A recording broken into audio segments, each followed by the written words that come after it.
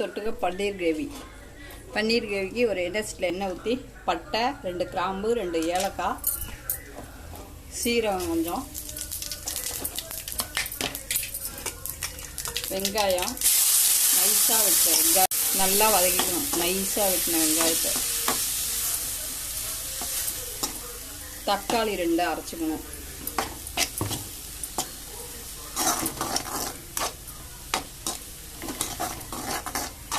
கொஞ்சம் இஞ்சி பூண்டு பேஸ்ட்டு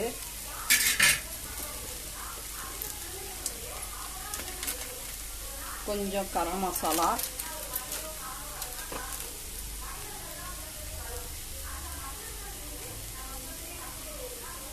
மல்லித்தூள் கொஞ்சம் மிளகாத்தூள் கொஞ்சம் கொஞ்சம் கிராம்பு தூள்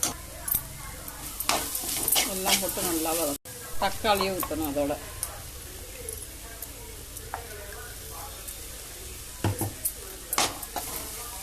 தேவையான அளவு உப்பு போட்டுக்கணும்.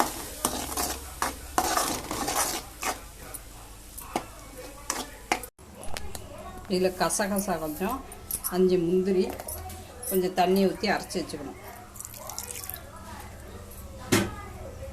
அரைச்ச முந்திரி பாதாமல் இருக்கணும். முந்திரி கசகசாவாக இதில் ஊற்றணும்.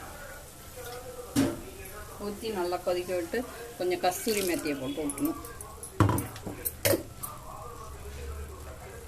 கொஞ்சம் கஸ்தூரி மேத்தி இப்போ கொதிக்கிறதுல பன்னீரை போட்டுருங்க.